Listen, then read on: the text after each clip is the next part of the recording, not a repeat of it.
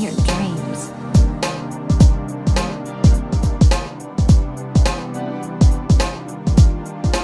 Hey, what's up guys? Welcome back to another Genshin Impact video, and we're going to be talking about some small leaks. If for whatever reason these are not true, I will either delete the video or have a pinned comment depending on how much falsity it is. By the way, if you happen to like the content, feel free to leave a like, comment, subscribe, all that good stuff. It'd be greatly appreciated. I'll take all the support I can get. So Yae Miko is getting a rerun in Genshin 3.7, and her 4 stars on her banner are going to be Chongyun, Kirara, and Yunjin. Oh, and Yoimiya, Kazuha, and I'll Hate Them are also getting reruns, but fuck them. This video ain't about them. This video is about Yae Miko. You guys should know how much I really love Yae Miko. She's in my intro. On my last channel, I was covering Yae Miko before her leaks or like her official announcement. I was predicting her kit. I was predicting her voice actress. I was predicting what artifact set she'll be using. I was predicting what team comp she'll be using. And by the time Yae Miko leaks were coming around, I was basically that guy covering them like a moth to a flame. I was covering her leaks like basically every day, every week. I was acting like a freak. My Yae Miko is C6 R5. I also predicted that Dendro was going to help give her a boost, and I was right. For Dendro, she was just okay-ish, but with Dendro, she's way better. Out of all the electro characters that we have in the game, Yae Miko is the second most used electro character, the first one being the Raiden Shogun herself. Don't just take it from me that Yae Miko is a good character. Listen to other people that have been using her. She is a fantastic character. Totems of her E skill basically scale off of elemental mastery, something that Dendro takes advantage of. I remember the day when Yae Miko came out, people were upset about her kit because I mean, I don't know, people are just stupid. I thought her kit was pretty fine. You just let her totems do all the work and, you know, burst whenever you have the chance. You might hardly ever use her normal attacks though. I use her normal attacks because I like Yae Miko that much. But you just basically let her totems do all the fucking work.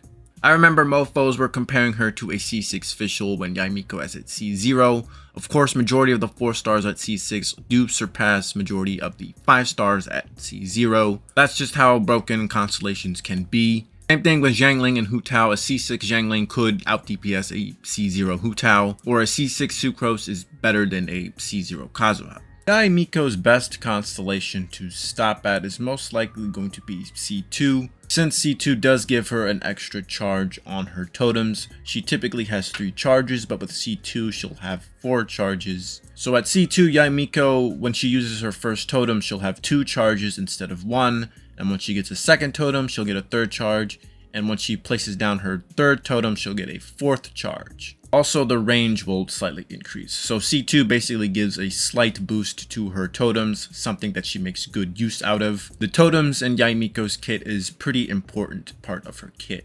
Speaking of kit, did you know that kit is like another word for baby foxes? I would give Yae Miko so many kits. Inazuma will be the land of foxes. There will be just nothing but foxes in Inazuma. It'd just be Foxland at that point.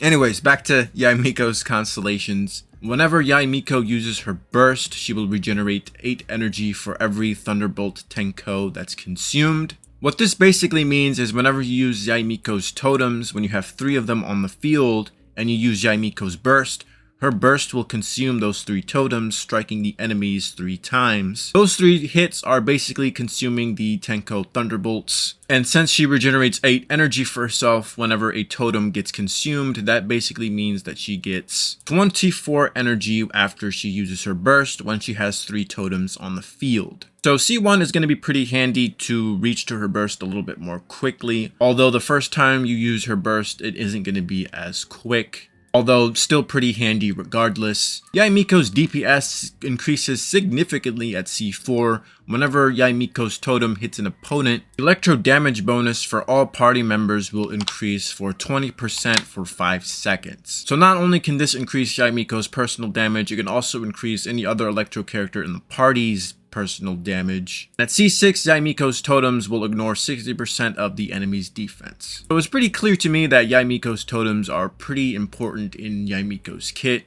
I don't know how people failed to see that when she was first released. It was pretty obvious. Yae Miko's signature weapon, the Kagura's Verity, is a pretty good weapon, especially for Yae Miko herself, since it is catered to her.